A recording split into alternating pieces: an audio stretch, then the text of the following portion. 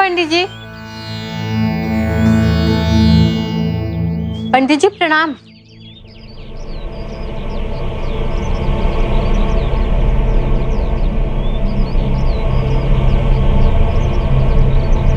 पंडित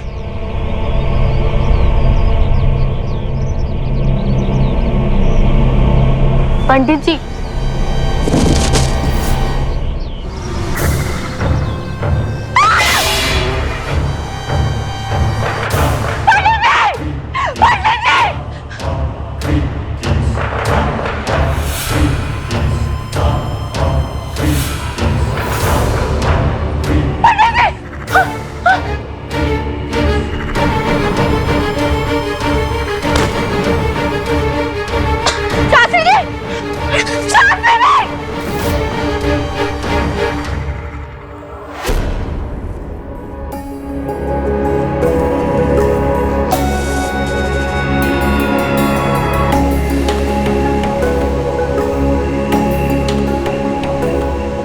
सरपंच जी, बिटिया के विवाह की तैयारी कैसी चल रही है? सब अच्छे से चल रही है पंडित जी।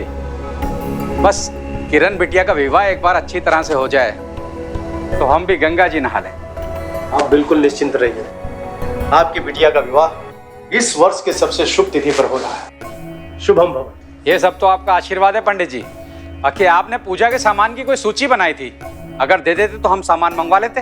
बहू जी बाबूजी। प्रज्ञा को पूजा पाठ की सूची दी थी, देखो तैयार हो गई। जी बाबूजी, यहीं रखी होगी कहीं। हाँ, मिल गई।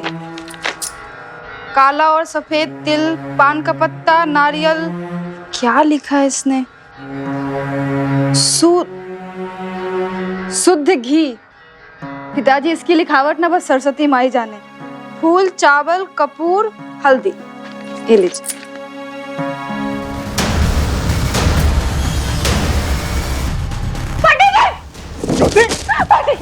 क्या हो गया? हाँ, बोलना। वो मंदिर में देखिए, उठिए उठिए ना, देखिए ना, आंखें खोलिए ना। क्या हुआ है आपको विवेक जी? बोलना प्रज्ञा, उठिए ना। भैया नहीं उठेंगे।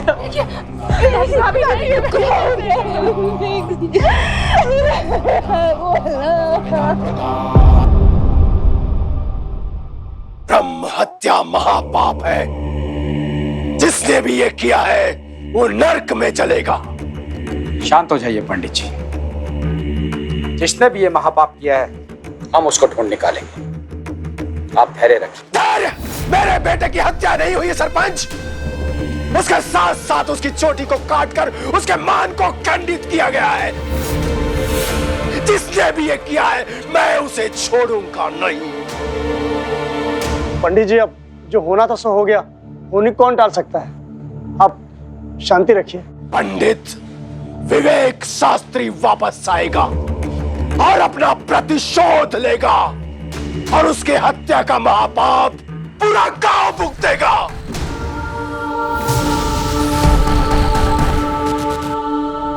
गांव का बुरा चाहने से पहले ये तो सोचिए पंडित जी कि ये गांव आपका भी है और इसीलिए गांव का भला चाहना आपका पहला धर्म है। धर्म? मेरे बेटे की चोटी को काटकर उसकी मर्यादा, मान सम्मान को खंडित किया गया, क्या यह धर्म था? जब तक मेरे बेटे का प्रतिशोध पूरा नहीं हो जाता तब तक इस पूरे गांव में कोई शुभ कार्य नहीं होगा, सब अशुभ हो जाएगा। तू भी अपनी बेटी का विवाह रोक दे वरना अनर्थ हो जाएगा। पंडित जी, किसी के कहने पर मैं अपनी कन्या का विवाह नहीं रोक सकता। मेरी किरण का विवाह होगा और आपकी बताई तिथि पर ही होगा, लेकिन अब आपके बिना। तो ठीक है, तो विवाह की तैयारी कर और मैं बर्बादी की तैयारी करता हूं। मैं अपने बेटे की मुक्ति के लिए 9 दिन का महायज्ञ आज से शुरू करूंगा। जो भी दोषी होगा भगवान उसे सजा जरूर देगा। जिस मंदिर में मेरे बेटे की यह दशा हुई है, आज से, अभी से मैं इस मंदिर को त्यागता हूं।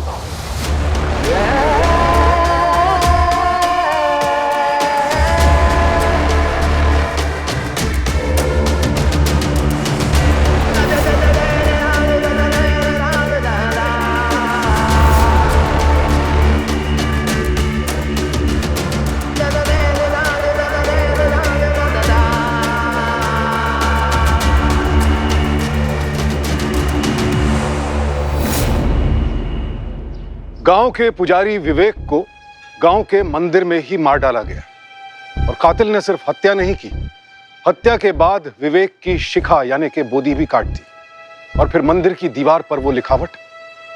कौन है ये कातिल और विवेक को इस तरह से मारकर वो क्या संदेश देना चाहता है? विवेक की मौत पूरे गांव के लिए एक अनसुलझी पहेली है। विवेक के पिता नारायण शास्त्री अपने बेटे की इस अपमानजनक मौत से दुखी तो हैं ही, लेकिन अब उनका दुख गुस्से में तब्दील हो चुका है। क्या होगा इसका अंजाम? नारायण शास्त्री के प्रतिशोध की आग क्या रूप लेगी?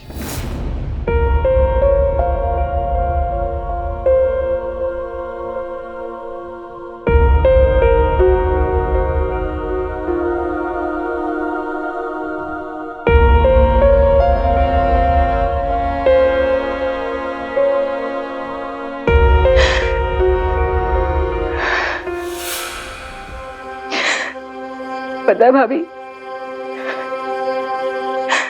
भैया ने मुझसे वादा किया था कि मेरा कन्यादान पिताजी नहीं वो खुद करेंगे, लेकिन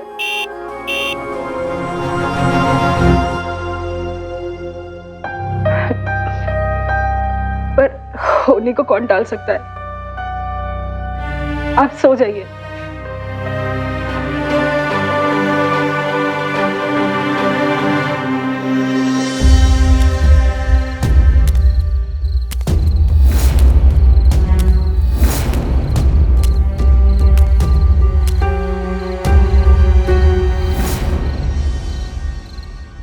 तुम ठीक तो हो ना? किसी ने तुमको आते हुए देखा तो नहीं? नहीं। ये सब क्या हो गया रमेश? अब हमारा क्या होगा? अब देखो, जो भी होगा अच्छा ही होगा, है ना? घर पे सब लोग कैसे हैं? बाबूजी बहुत गुस्से में, भाभी तो रो रो कर पत्थर हो चुकी है। अच्छा, पंडित जी और सरपंच जी विवेक भैया के खूनी को ढूंढने के लिए कुछ कर रहे हैं कि नहीं? पता नहीं। ठीक है, देखो तुम चिंता बिल्कुल मत करो, सब अच्छा ही होगा, है ना? मैं हूं ना तुम्हारे साथ। हाँ, अब तुम निकलो, मैं भी चलता हूँ। और सुनो, कुछ दिन अगर हम लोग ना मिले तो ही अच्छा है। तुम्हारे पिताजी वैसे ही बहुत दुखी हैं, उनको और दुखी करना ठीक नहीं है ना? संभल के जाना, कोई देखे ना।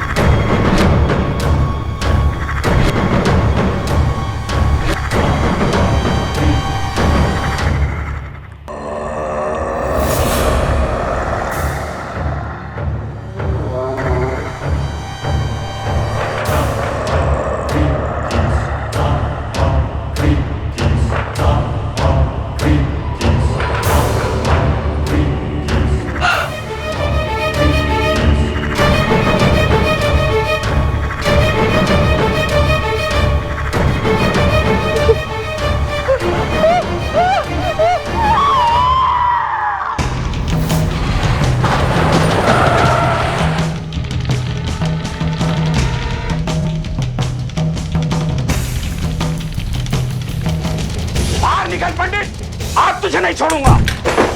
चल। तुम्हारी हिम्मत कैसे हुई इस तरह से मेरे घर में आने की? ये तूने ठीक नहीं किया पंडित। मैंने क्या किया? आखिर तूने अपशगुन खरीद दिया ना, अपना बदला लेने के लिए अपने बेटे को ब्रह्म राक्षस बना दिया। ब्रह्म राक्षस? और मेरा बेटा? क्या बकवास कर रहा है सरपंच? बकवास नहीं कर रहा, जो सच है वही कह रहा हूँ।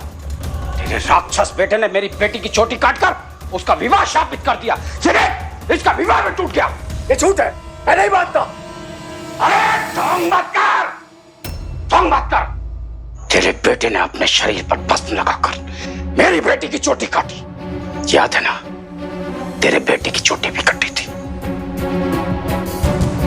मुझे लगता है तूने अपने मंत्रों की शक्ति से अपने बेटे को पुनर्जीवित कर दिया है। और सिर्फ जीवित ही नहीं किया है, बल्कि एक तीर से दो शिकार किया है पंडित जी आपने। एक तरफ अपने बेटे की मौत का बदला लिया और दूसरी तरफ अपनी प्रतिज्ञा भी पूरी की। क्या बोला था आपने? चोटी के बदले चोटी और मान के बदले मान। देखो सरपंच, किरण बिटिया के साथ जो कुछ भी हुआ इसके लिए मैं बहुत दुखी हूं, लेकिन ये जो कुछ भी हुआ है वो तो विधि का विधान है, ऊपर वाले की मर्जी। अरे विधि का विधान तो तुझे मैं दिखाऊंगा। चोटी के बदले चोटी, मान के बदले मान। तेरे बेटे ने मेरी बेटी की चोटी काटकर उसका जब पान किया, वो तुझे भी झेलना पड़ेगा। काट दे इसकी बेटी की चोटी। रमेश, सरपंच जी, इसकी बेटी की चोटी काट कर क्या होगा? अगर बदला लेना है तो ब्रह्म राक्षस की पत्नी की चोटी काटिए। इससे बदला भी पूरा होगा और उस ब्रह्म राक्षस को सबक मिलेगा। वो जहां से आया है ना, वही लौट जाएगा। ठीक है। मैदान तू ठीक नहीं कर रहा है, तो अच्छा नहीं कर रहा है। देखिए, मेरे पास मत आइए। पिताजी देखिए ना, ये लोग क्या कर रहे हैं। नहीं,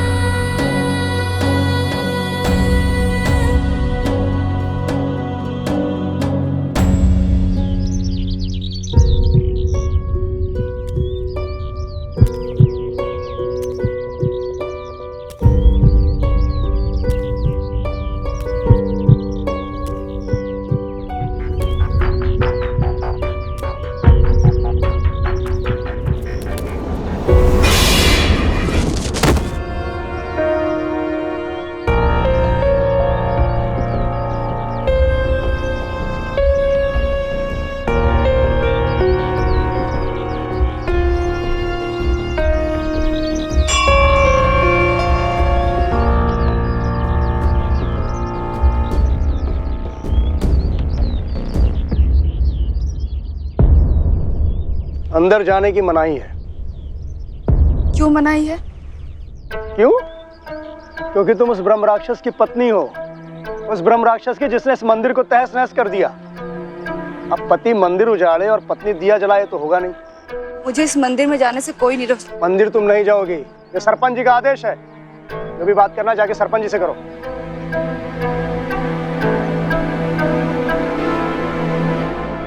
सरपंच जी, ये तुम्हारे ससुर ने इस मंदिर को त्यागा था और अब मंदिर ने उसे और उसके परिवार को त्याग दिया। वैसे भी लोगों को लगता है कि शापित परिवार किसी भी शुभ जगह जाने के लायक नहीं है।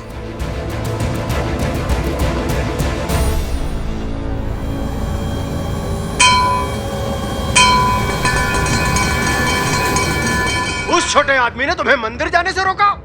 जिस मंदिर में उसने तुम्हें जाने से रोका, उस मंदिर में जाने की आज्ञा उसे मैंने दी है।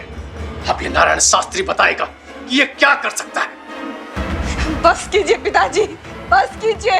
आप उसके साथ क्या कीजिएगा, उससे मुझे क्या? आपने कभी मेरी हालत देखी है? अपने परिवार की हालत देखी है? नहीं। एक पंडित की बहू, एक पंडित की पत्नी होने के बावजूद मुझे मंदिर में नहीं जाने दिया गया। क्यों? पूरे गांव वाले के सामने घसीट कर जानवरों की तरह मेरे बाल काटे गए। क्यों? आपकी वजह से। मुझे राक्षस की पत्नी कहा गया। क्यों? आपकी वजह से, आपके अहंकार की वजह से। देखो बहू, भगवान के सामने मैं अपने मरे हुए पति के नाम का दिया तक नहीं जला पाई पिताजी। उनके अंतिम संस्कार की जोत तक नहीं जल पाई। क्यों? आपके अहंकार की वजह से। भाभी, अब मैं नहीं जानती किस गांव में क्या हो रहा है, लेकिन जो भी हो रहा है ना, सब लोग उसकी वजह आपका श्राप मान रहे हैं। क्या जरूरत है आपको श्राप देने की? बहू तुम्हें क्या लगता है कि सिर्फ तुमने अपना पति खोया है? अरे मैंने भी तो अपना विवेक खोया है ना। बाप बोलता नहीं, इसका मतलब उसमें ममता नहीं होती। बाप दिखाता नहीं, तो क्या उसमें दिल नहीं होता? मेरी आंखों के सामने कटी हुई गर्दन, मेरे विवेक।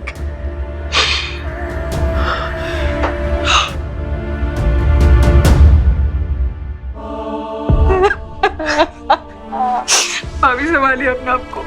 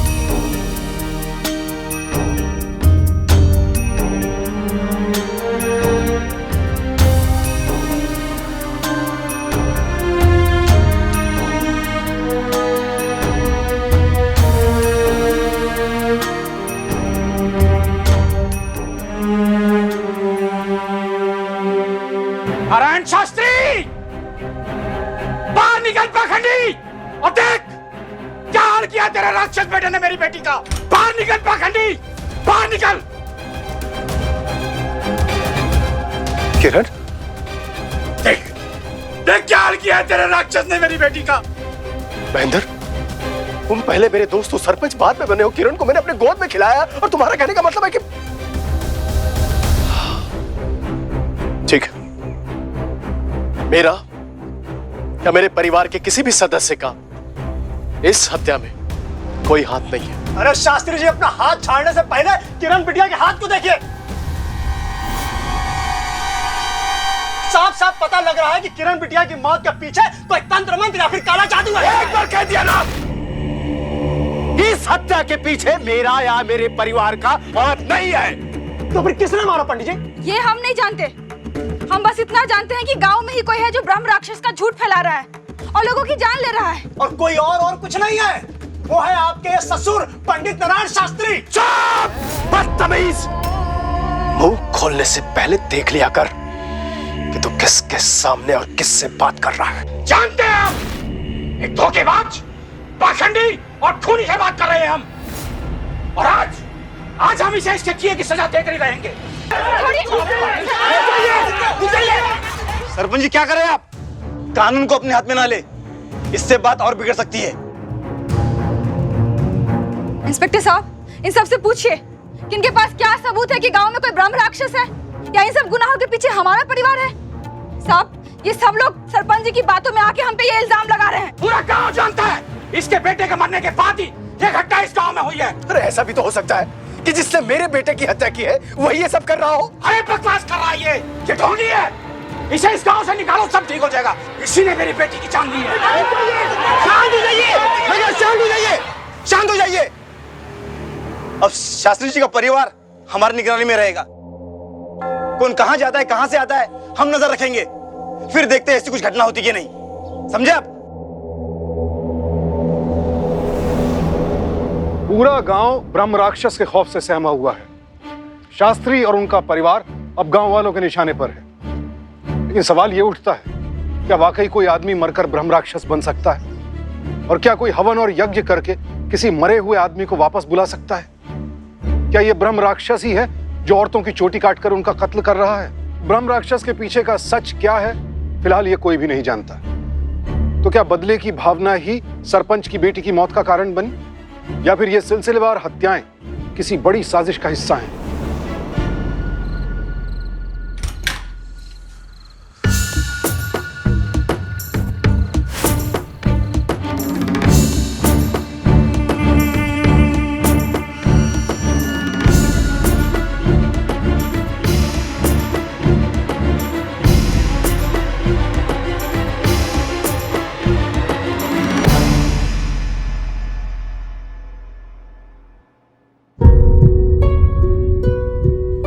बेटा, जिंदगी के दो पहलू होते हैं, एक अच्छा वक्त, एक बुरा वक्त।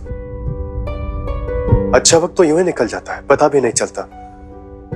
लेकिन बुरा वक्त, उससे घबराना नहीं चाहिए, लड़ना चाहिए।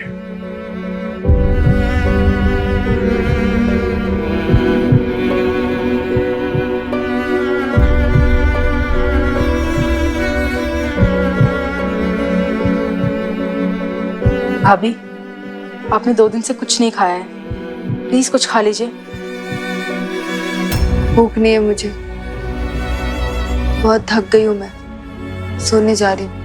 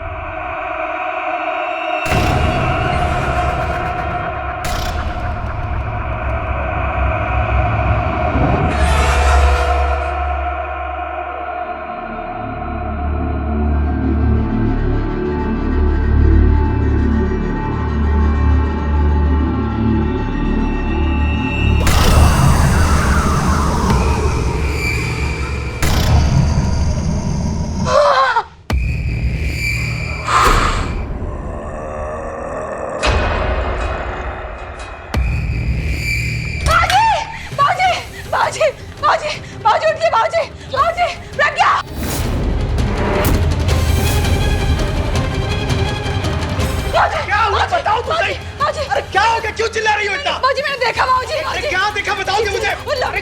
अच्छा सपना देखा होगा, कोई चोटी नहीं है। बगल में लिखा होता बाबूजी ब्रह्म राक्षस। कुछ नहीं होता, ब्रह्म राक्षस नहीं होता बेटा, मेरी बात समझने की कोशिश। भाभी, आपकी मांग में सिंदूर।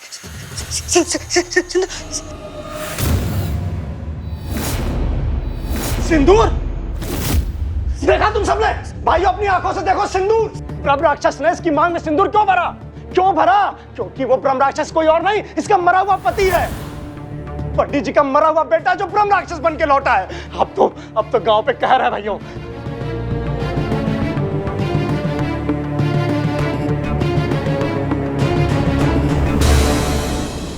है ज्योति, अरे इतना डरी हुई क्यों है? हाँ, मैं ना देख, सारे दरवाजे खिड़की मैं बंद कर दे रहा हूं अच्छी तरह से, ठीक है? और फिर बाहर सब लोग पहरा तो दे ही रहे, तू बस आराम से सो जा, ठीक है? हम लोग है ना बाहर, बिल्कुल डरने की जरूरत नहीं है। ये मैं बाहर से बंद कर दे रहा हूं।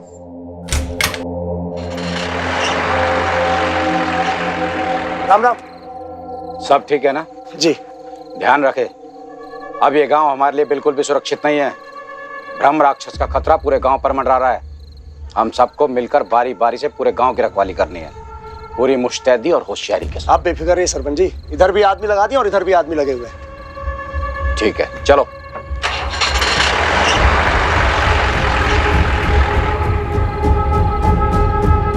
हेमंत, राक्षस भाई तू पहरा दे रहा है कि सो रहा है? पहरा ही तो दे रहा हूँ। क्या पहरा दे रहा है? सरपंच जी आए तुझे पता चला? जब पीछे देख जाके, देख रहे हो सो रहा है। इसके भरोसे गांव छोड़ेंगे हम लोग? ज्योति, ज्योति, ज्योति, ज्योति, ये क्या हो गया मेरी बहन? भैया भैया वो ब्रह्म राक्षस भैया। लेकिन मैं तो खिड़की दरवाजे सब बंद।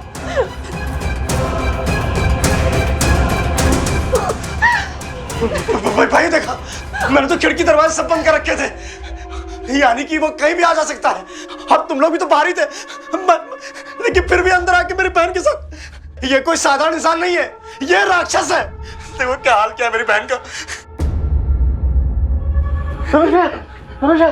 वो मंदिर में क्या? मंदिर में क्या? मंदिर में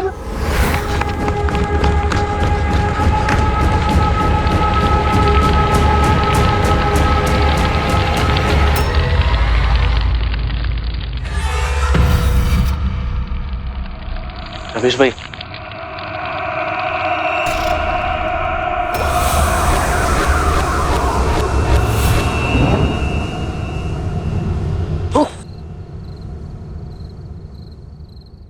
ये मंदिर मेरा है, मैं यहां से नहीं जाऊंगा।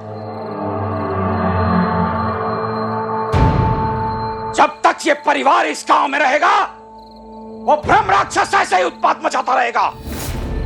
अगर गांव को उस ब्रह्म राक्षस से मुक्त करना है, तो पहले गांव को इससे मुक्त करना होगा। पंडित, अगर अपने आप को गांव वालों से बचाना चाहता है तो निकल जाए यहां से, वरना बहुत बुरा होगा। मैं ये गांव छोड़कर कहीं नहीं जाऊंगा सरपंच। इस शैतान के पुजारी को यहां से निकाल कर ही होगी गांव की असली शुद्धि। चल! बाबूजी, बाबूजी, क्या कर रहे थे बाबूजी?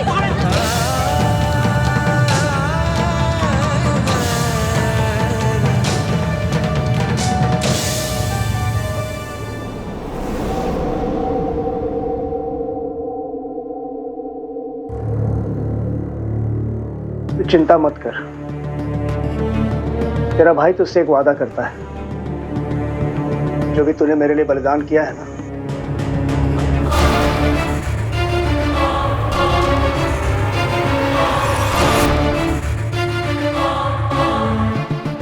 उसे मैं यूं ही बेकार नहीं जाने दूंगा।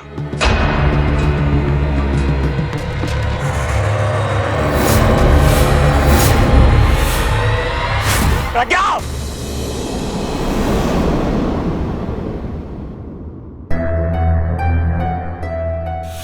प्रज्ञा, तू घर जा भी।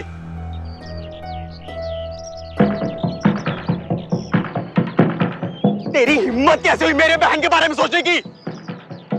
तू जैसे आदमी के जगह हमारे पैरों में। अपनी औकात मत भूल, समझा? अभी गांव वालों को बुलाकर तुझे और तेरे परिवार को इस गांव से बाहर न फेंकवा दिया ना, तो देखना पंडित की बहन पर नजर डालता है।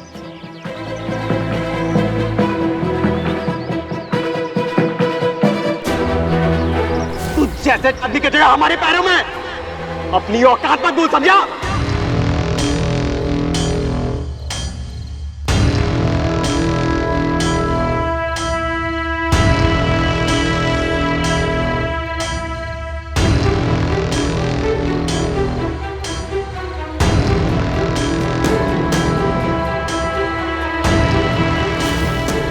मुझे औकात दिखाई थी ना,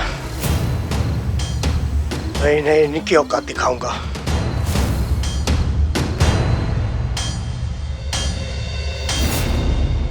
दीदी, मुझे तो अब भी विश्वास नहीं है कि कोई ब्रह्म राक्षस है। किसी ने मेरी विवेक की हत्या करवा के ब्रह्म राक्षस का हव्वा खड़ा करके मेरे परिवार का आत्म सम्मान मिट्टी में मिला दिया। भगवान के भक्त से शैतान भक्त बना दिया। पिताजी, इस बेइज्जती से बचने का सिर्फ एक ही उपाय है। अगर कोई रमेश से बात करे और वो सरपंच को समझाए तो। नहीं प्रज्ञा, जिन गांव वालों ने एक पंडित को गांव निकाला देकर यह समझ लिया कि गांव की शुद्धि हो गई,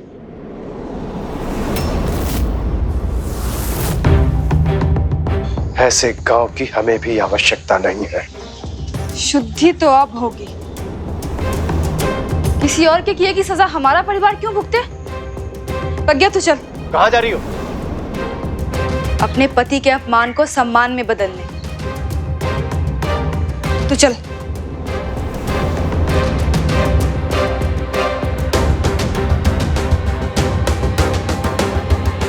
भाइयों, पिछले कुछ दिनों में इस गांव में जो कुछ भी घटनाएं घटी बहुत ही शर्मनाक थी। पंडित के परिवार को हमने इस गांव से निकाल दिया, ये समझ करके शायद अब वो घटनाएं रुक जाएं। लेकिन अभी भी हम हाथ पर हाथ धरकर नहीं बैठ सकते। इस गांव के हित के लिए हमें बहुत से फैसले करने पड़ेंगे। उसके लिए मैं कुछ कहना चाहता हूं। मैं भी कुछ कहना चाहती हूँ।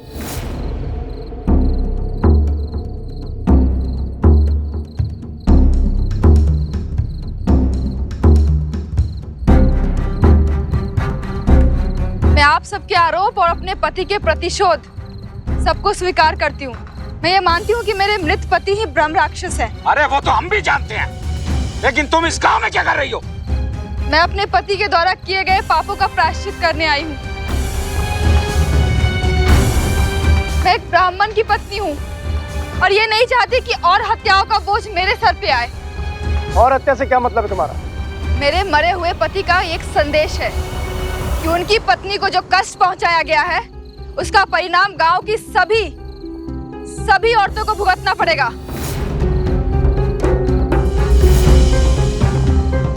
और फिर होगा मौत का तांडव। चोटी के बदले चोटी, मान के बदले मान और जान के बदले जान। कुछ भी अनाप शनाप मत बोल। सरपंच जी हम लोग को गुमराह करने की कोशिश कर रही है, डराने की कोशिश कर रही है हम लोग को। ये अगर आप सबको मुझ पर भरोसा नहीं है तो जाके सरपंच जी के घर के दीवार पे ये संदेश देख लीजिए। अगर गांव वाले अपनी गलती मानकर हमें इस गांव में वापस बुला लेते हैं तो वो सबको माफ कर देंगे, क्योंकि उनका बदला पूरा हो चुका है। बदला पूरा हो गया मतलब? क्योंकि उनकी हत्या किसी और ने नहीं, खुद सरपंच जी ने की थी। खबरदार अगर सरपंच।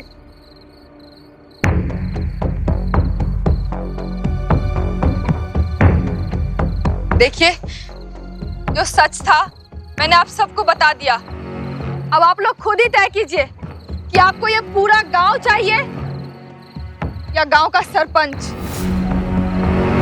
अरे अब गांव से बड़े सरपंच हो गए क्या? भाइयों, गांव की भलाई के लिए ना सरपंच जी को अपना पद छोड़ देना चाहिए। हो सकता है सरपंच जी ने किया हो सब कुछ। हाँ हो सकता है। अगर आप सबको लगता है कि मैं दोषी हूं तो मैं अभी सरपंच पद का त्याग करता हूं।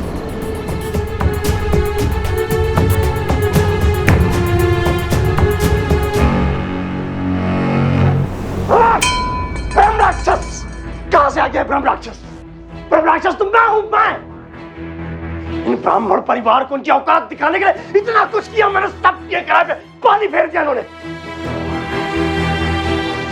कुछ भी हो जाए गांव में वापस नहीं आएंगे, नहीं आने दूंगा मैं।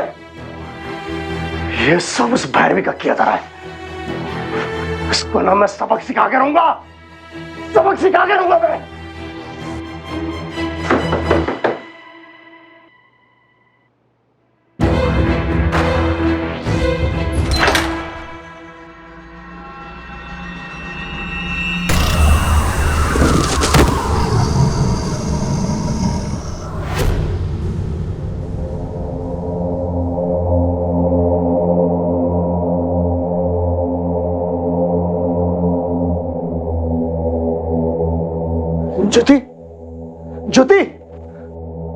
ज्योति, ज्योति, ज्योति, ज्योति, ज्योति।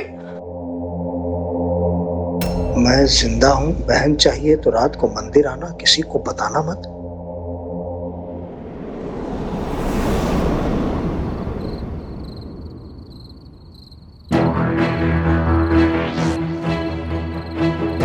सब क्या नाटक है तेरा?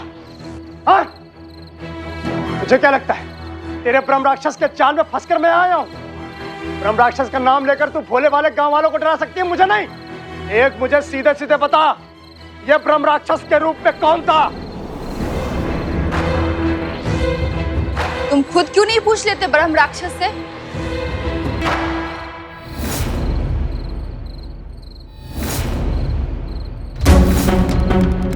कौन है तू? एक बार रुपया सीधी सीधी बताता है कि नहीं? कौन है तू?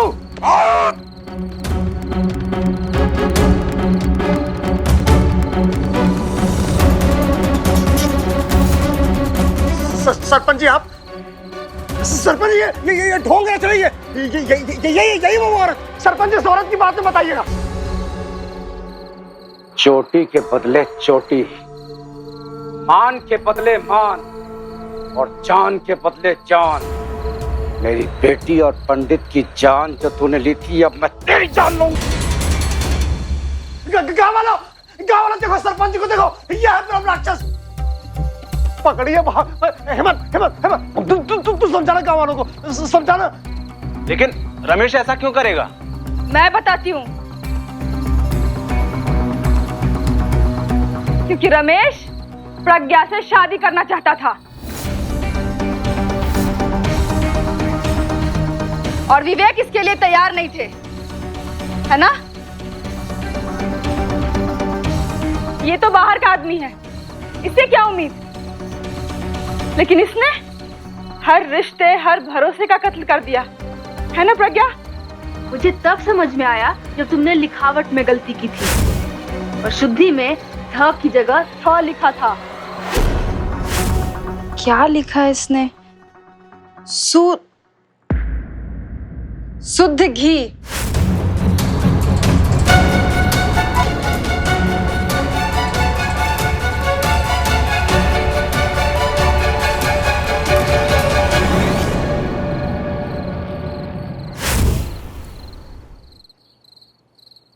मैं पुलिस के पास भी जा सकती थी, लेकिन जिस ब्रह्म राक्षस की वजह से मेरे पूरे परिवार का मान सम्मान चला गया, मैं उस ब्रह्म राक्षस को खत्म करना चाहती थी। इसीलिए मैं सरपंच जी के पास गई। सरपंच जी, मेरे पति ने कुछ नहीं किया है, ये सब कुछ किया धरा उस प्रज्ञा और रमेश का है। आपसे हाथ जोड़कर विनती है, हमारे साथ चलिए, सब कुछ साफ हो जाएगा आज।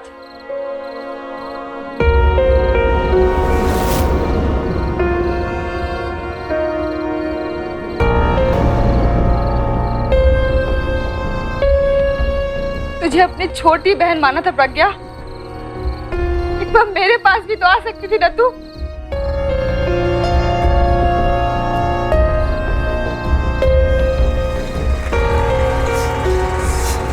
बाबूजी प्लीज मुझे माफ कर दीजिए।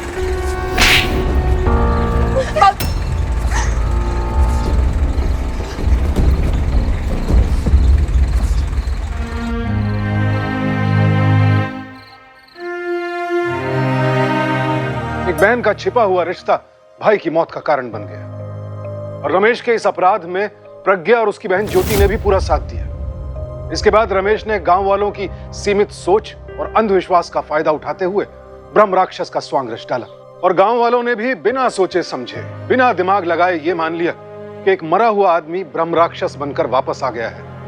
और उनकी इस नासमझी का खामियाजा भैरवी और नारायण शास्त्री के साथ साथ सरपंच को भी अपनी बेटी खोकर चुकता करना पड़ा। सिर्फ एक भैरवी ही थी जो इस छलावे में नहीं आई और उसने अपनी सूझबूझ और साहस से चोटी काटकर औरतों की हत्या करने वाले इस ब्रह्म राक्षस का पर्दाफाश किया। भैरवी ने जो किया वो एक सीख है हम सब के लिए कि हम सब अंधविश्वास और अफवाहों को दरकिनार कर सच को जानने और समझने की कोशिश करें, वरना अंधविश्वास और अपराध का ये चक्रव्यूह यूं ही मासूमों की जान लेता रहेगा। सावधान इंडिया, डर कर नहीं, डट कर। तो सावधान।